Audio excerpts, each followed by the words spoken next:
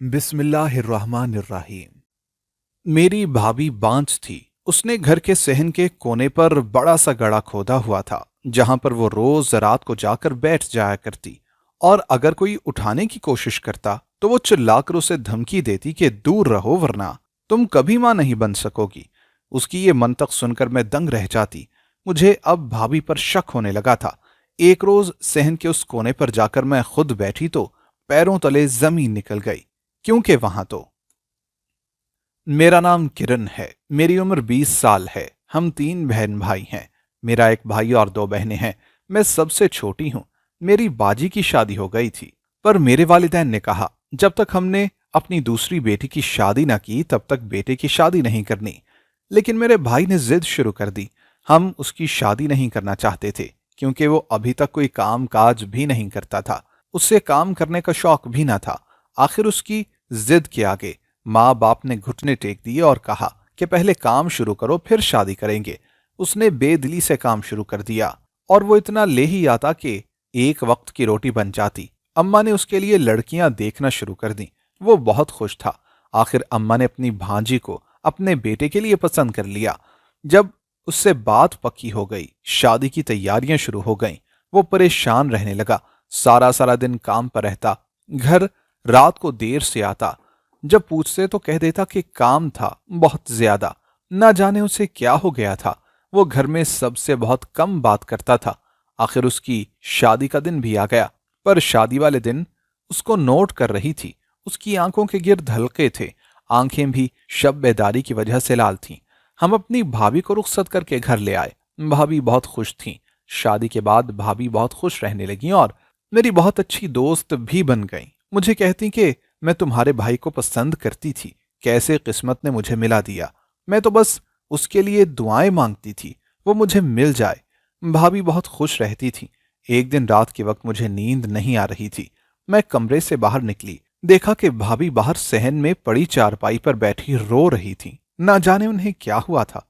मैं भाभी के पास गई और भाभी से पूछने लगी कि भाभी आपको क्या हुआ है, ऐसे क्यों रो रही हैं? भाई से कोई झगड़ा हुआ है क्या? मेरी बात सुनकर भाभी ने जल्दी से आंसू साफ किए और कहने लगी, नहीं, तुम्हारे भाई ने कुछ नहीं कहा, बस अपने घर वालों की याद आ रही थी। पर मुझे ये बात गलत लग रही थी। पहले कभी भाभी को अपने घर वालों की याद नहीं आई थी, अब आखिर कैसे आ रही थी? मैंने भाभी को कहा कि अच्छा, कमरे में चली जाएं। अंदर जाने की बात से भाभी एकदम से परेशान हो गई और नफी में सर हिलाने लगी। मैंने पूछा कि भाभी क्या हुआ है, आप क्यों परेशान हो रही हैं? वो नफी में सर हिलाती हुई कमरे में भाग गई। मैं हैरानगी से उसे देख रही थी कि उसे अचानक हो क्या गया था। सुबह के वक्त मैं उठकर कमरे से बाहर आई। सामने भाभी किचन में गुमसुम सी नाश्ता बना रही थीं। उनकी आंखें बता रही थीं कि वो रो रही थीं। मैंने इर्द गिर्द देखा, पर भाई वहां पर मौजूद नहीं था। मैंने भाभी से पूछा कि भाई किधर हैं, तो वो कहने लगी कि काम पर चले गए हैं। मुझे झटका लगा। भाई इतना दिल लगाकर काम क्यों करने लग गए थे? क्योंकि उन्हें काम करना बिल्कुल भी अच्छा नहीं लगता था। अब वो क्यों इस कदर काम करने लगे थे? या फिर उन्हें एहसास हो गया था अपनी जिम्मेदारी का? सारे घर वाले भाई के बदले हुए रवैये को देख रहे थे। भाई अब घर में बहुत कम रहता था। भाभी अलग से सारा दिन परेशान रहती थी। मुझे हैरत होती कि भाई ने इतनी जिद करके शादी की थी, अब वो घर में भी नहीं रहता। एक दिन वो अचानक दोपहर के वक्त घर आ गया। मैंने उससे पूछा कि क्या हुआ है। उसने मुझे कोई भी जवाब न दिया और अपने कमरे में चला गया। मैं उसके पीछे गई और उससे पूछने ही लगी थी कि अचानक मैंने उसकी शर्ट के बाजू पर लगे खून के निशान देखे। मैंने जल्दी से उसका बाजू पकड़ा और हैरानगी से उससे पूछने लगी, भाई ये खून किधर से आया है? उसने अपनी बाजू पर हाथ रखकर छुपा लिया और कहने लगा कि कुछ नहीं है, और मुझे कमरे से बाहर भेज दिया। उसके हाथ पर कोई जख्म वगैरह भी नहीं था। फिर वो खून आखिर किधर से आ सकता था? सारा दिन यही सोचते गुजर गया। इसी तरह शादी को 1 साल गुजर गया, पर मेरी भाभी के पास कोई औलाद न थी। सब भाभी को कहते कि ये बांझ है, ये बांझ है। भाभी मजीद परेशान रहने लगी। सब लोग भाई को कहने लगे कि दूसरी शादी कर लो, तुम्हारी बीवी बांझ है। पर भाई कोई जवाब ना देता। एक दिन मैं भाई के पास गई और कहा कि भाई, सब कहते हैं कि तुम दूसरी शादी कर लो, पर तुम क्यों नहीं करते? मेरी बात के जवाब में भाई ने मुझे अजीब सा जवाब दिया और ये कहकर उठ गया कि दुआ करना, अपनी बीवी के साथ ही जिंदगी गुजार सकूं। मुझे भाई की बात बिल्कुल भी समझ नहीं आई थी। मुझे अभी भी उसके बाजू पर लगे खून के निशान परेशान करते थे। मेरी भाभी कुछ दिन अपने मेके रहने के बाद वापस आ गई। भाभी का चेहरा यूं लग रहा था कि जैसे भाभी ने जीना ही छोड़ दिया हो। मैं भाभी के पास गई और उनसे कहने लगी कि भाभी आप उदास मत हुआ करें, इंशाअल्लाह अल्लाह पाक जरूर आपकी गोदभरी करेंगे। मेरी बात सुनकर मेरी भाभी कहने लगी कि काश हम सफर भी सारी जिंदगी साथ अगर निभाते। भाभी ने भी ये अजीब सी बात कर दी थी। उन्हीं दिनों मेरी बड़ी बाजी हमारे यहाँ रहने के लिए आई। बाजी का भाभी के साथ बहुत अजीब रवैया था। बात बात पर भाभी को मनहूस कह देती और कहती कि ये मेरे भाई को खा गई है, इसी की वजह से इसके साथ ये सब हो रहा है। मैंने अपनी बाजी से कहा कि ऐसे मत बोलें, क्या इसकी वजह से भाई के साथ हो रहा है? अब मुझे शक होने लगा कि भाई के साथ जरूर कोई मसला है जिसकी वजह से भाई परेशान रहते हैं। पर इतना मैं जानती थी कि अम्मा अब्बा को इस बात का इल्म नहीं है। भाई के साथ आखिर मसला क्या है? मैंने अक्सर भाभी को छुप छुप कर रोते देखा। जब से बाजी आई थी मेरी भाभी कमरे में छुपी रहती थी, बहुत कम कमरे से बाहर निकलती। एक बाजी के जाने के बाद एक दिन रात के वक्त मैं घर में चक्कर लगाने लगी। अचानक मेरी नजर भाभी पर गई। मैं हैरानगी से भाभी को देखने लगी जो घर के एक कोने में गड़ा खोद कर उसमें बैठी हुई थी। मैं भाभी के पास गई और पूछने लगी कि ये क्या कर रही हैं आप? भाभी ने कोई जवाब न दिया और उधर ही बैठी रही। मुझे कुछ समझ नहीं आई। भाई को बुलाने के लिए मैं कमरे में गई तो भाई ने दरवाजा बंद कर रखा था। मैंने दस्तक दी। भाई की आवाज आई, चली जाओ, मेरे सामने मत आना। भाई को लगा कि मैं भाई की बीवी हूं, जिस वजह से भाई ने ये बात की थी। मैं बेबस होकर अपने कमरे में आ गई। मुझे भाई भाभी पर अब तरस आने लगा। आखिर दोनों को हो क्या गया था? भाभी तो कहती थी कि वो मेरे भाई से बहुत मोहब्बत करती हैं, फिर वो क्यों भाई से इतना दूर रहने लगी थी? अब मैं जानने की कोशिश करने लगी आखिर उनके साथ मसला क्या है। एक दिन मैंने भाई को कहा कि भाभी को बाहर ले जाएं। भाई ने कहा कि अच्छा, इससे भेजो। मुझे यकीन ना हुआ भाई इतनी जल्दी कैसे मान गए, क्योंकि मुझे बिल्कुल भी उम्मीद न थी कि भाई मान जाएंगे। भाई और भाभी चले गए और वो दोनों पूरी रात घर न आए। मैं उनका इंतजार करती रही। वो दोनों सुबह के करीब घर आए। मैं दोनों के मुंह देख रही थी। आखिर इन्हें हुआ क्या था? भाई का रंग पीला पड़ रहा था। भाभी के सहारे चलकर आ रहे थे। मैंने परेशानी से पूछा कि हुआ क्या है? भाई कहने लगा कि कुछ नहीं, तुम जाओ। मैं कैसे भाई को ऐसी हालत में छोड़ सकती थी? मैं भाभी से पूछने लगी, आप पूरी रात किधर थे? भाभी कहने लगी कि मेरे मेके में हम रुक गए थे, तुम्हारे भाई की तबीयत खराब हो गई थी इसी वजह से। मैं भाभी से पूछने लगी कि बताएं भाई को क्या हुआ है, पर भाभी ने कुछ भी ना बताया। उसके बाद हर वक्त भाई के चेहरे पर गुस्सा सवार रहता। अगर कोई भाई को बुला लेता तो भाई उसकी खूब बेइज्जती कर देते। एक दिन भाई अब्बू के सामने भी ऊंचा बोल गए। अब्बू ने गुस्से में उसे थप्पड़ लगा दिया। भाई सुर्ख चेहरे के साथ गुस्से से भरा हुआ घर से निकल गया। 2 दिन घर भी ना आया। सारे घर वाले परेशान हो गए। अब वो हमें पहले की तरह लगने लगा था। जब दिल होता काम पर चला जाता, जब दिल होता न जाता। कभी 2-2 दिन काम पर रहता, कभी 2-2 दिन काम पर ना जाता। भाभी को अलग से सबके ताने सुनने पड़ते। वो बांझ हैं। घर का सारा सुकून बर्बाद हो चुका था। इसी दौरान अम्मा का इंतकाल हो गया। घर में अचानक से सारे खामोश हो गए। भाई को बिल्कुल चुप लग गई। वो हर बात पे कहता कि मरना तो मुझे था, फिर अम्मा क्यों चली गईं छोड़कर? मैं भाई को गुस्से में कहती कि ऐसी बातें आप क्यों करते हैं, जाने वाले चले जाते हैं। पर भाई कहता कि मरना मुझे था ना, अम्मा को तो नहीं। मुझे उसकी बातें बिल्कुल भी समझ ना आती कि वो मरने की बातें आखिर क्यों करता है। मैंने काफी अरसे से नोट किया हुआ था कि भाई भाभी से बात ही नहीं करता, ना ही भाभी ऐसी कोई कोशिश करती है। दोनों एक दूसरे से अब दूर हो रहे थे। रात को फिर से मैंने देखा कि भाभी घर के कोने में गड़ा खोद कर बैठी हुई थी। मैंने भाभी से पूछा कि ऐसे क्यों बैठी हुई हैं? भाभी गुस्से में कहने लगी कि चुप कर जाओ वरना मैं मां नहीं बन सकूंगी। मुझे भाभी की ये बात सुनकर भाभी की जहनी हालत पर शक हुआ, जैसे वो पागल हों। एक दिन मैंने भाई को ये बताया कि भाभी ऐसे करती हैं। भाई बहुत परेशान हो गए। अगले दिन भाभी फिर से वहां पर बैठी हुई थी। मैंने भाभी को उठाने की कोशिश की, पर भाभी मुझसे बुरी तरह से झगड़ने लग गईं। इतने में भाई भी वहां पर आ गए। भाभी पागलों की तरह कह रही थी। भाई उसे कंट्रोल करने लगे। भाभी का दिल कर रहा था कि वो मुझे मार ही डालें। भाई भाभी को कंट्रोल करके अंदर ले गए। भाभी अब बेहोश हो गई थी। भाई बहुत परेशान था और मुझे कहने लगा कि बुरा मत मानना, न जाने इसे क्या हो गया है। मैंने कहा कि मैं अगर आपकी कुछ लगती हूं तो मुझे बता देते कि क्या हो रहा है तुम दोनों के दरमियान में। भाई के चेहरे पर छाई बेबसी देखने लगी। उसके बाद भाभी अक्सर वहां पर बैठी रहती, कोई उन्हें कुछ भी ना कहता। मुझे अब वो पागल सी लगने लगी थी। सारे खाना खा रहे थे। भाई परेशानी से बैठे हुए थे। अचानक भाई अपने मुंह पर हाथ रखे वहां से भागने वाले अंदाज में उठकर चला गया। मैं परेशानी के आलम में देखने लगी। भाभी आंखों में आंसू लिए भाई को देख रही थी, पर भाई के पीछे ना गई। मैं उठकर भाई के पीछे जाने लगी। भाभी ने मुझे रोक दिया और कहने लगी कि इसके पीछे मत जाना वरना ये मार देगा तुम्हें। मैं भाभी की तरफ देख रही थी।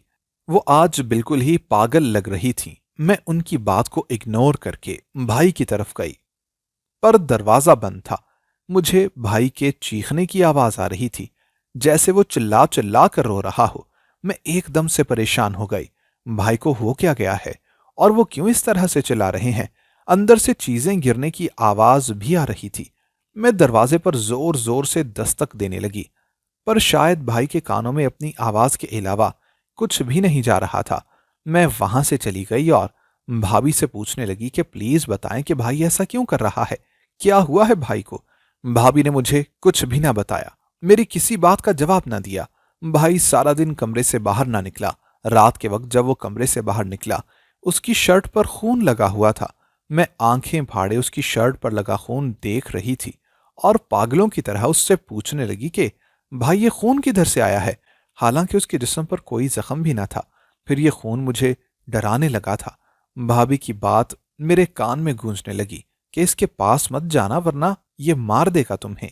आखिर भाभी ने ये बात क्यों की थी। मैं भाई की उड़ी हुई रंगत देख रही थी। एक तरफ मुझे भाई पागल लगने लगा, दूसरी तरफ भाभी, और उन्हें देख देख कर अब मैं भी पागल हो रही थी।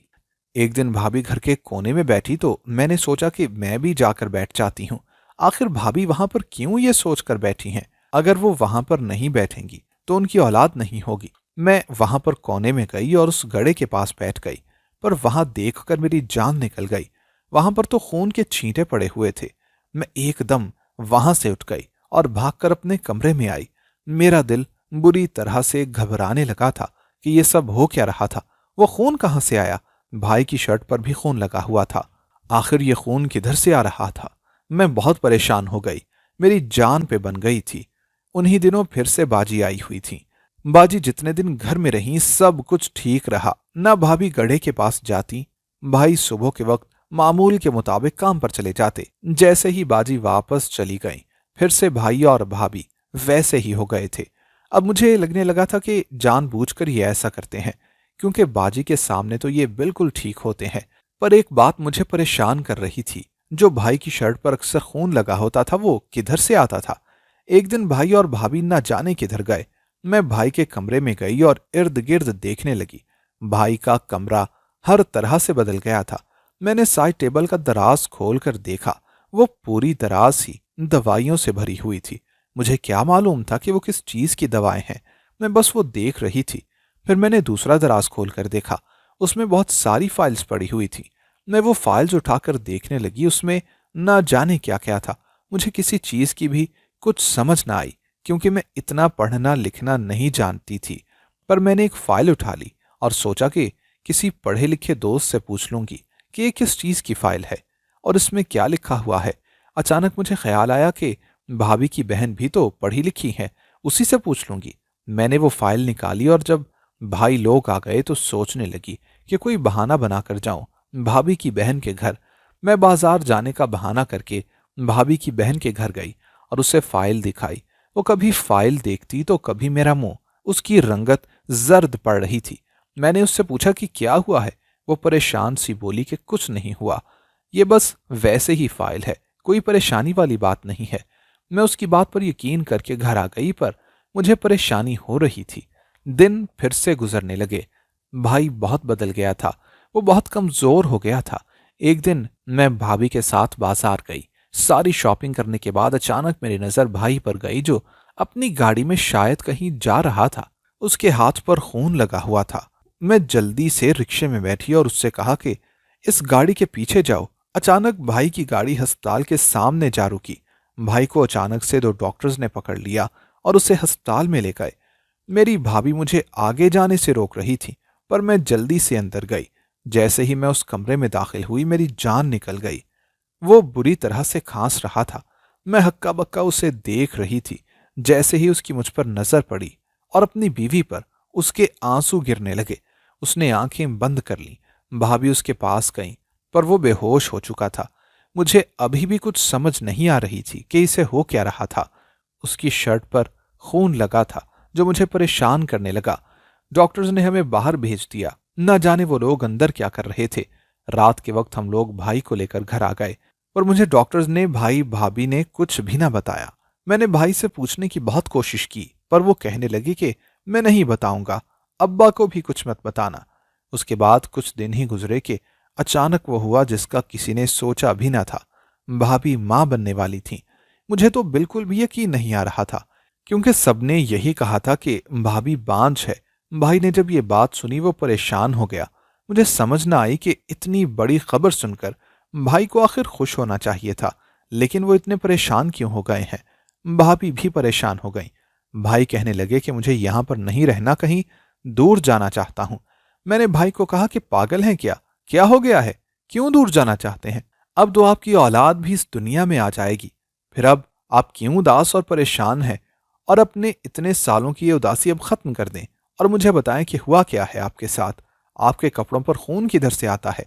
और भाभी उस गड्ढे के पास जाकर क्यों बैठती हैं?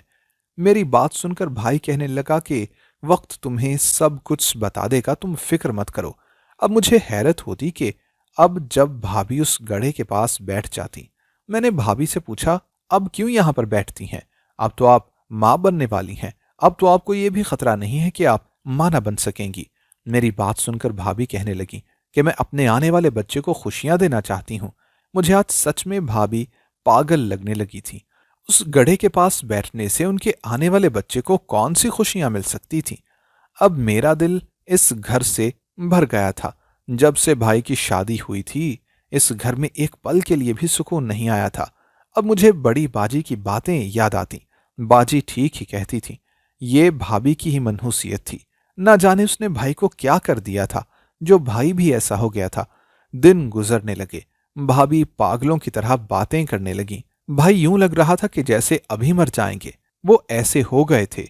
एक दिन मैं भाई के लिए खाना लेकर उनके कमरे में गई, पर सामने का मंजर देखकर मेरे पैरों तले से जमीन निकल गई। मैं चिल्लाने लगी और वहीं गिरकर बेहोश हो गई। जब मुझे होश आई, मैं अस्पताल में कमरे में थी। मैं अपने भाई को पुकारने लगी। डॉक्टर्स मुझे कंट्रोल करने लगे। मैंने कहा कि मुझे मेरे भाई के पास जाना है। डॉक्टर्स कहने लगे, सो जाएं, आराम करें।